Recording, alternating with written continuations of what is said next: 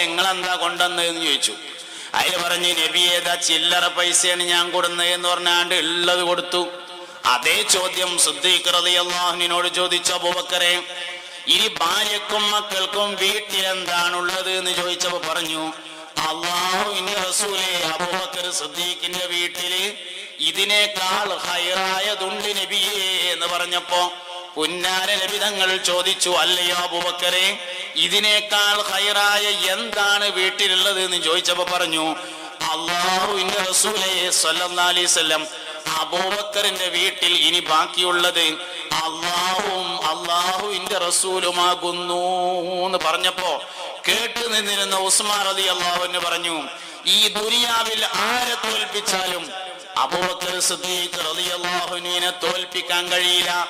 ഞാൻ 7000 ദിർഹംസ് കൊടുത്തിട്ടുള്ളത് എന്റെ വീട്ടിലുള്ളതിന്റെ പകുതിയാണ്.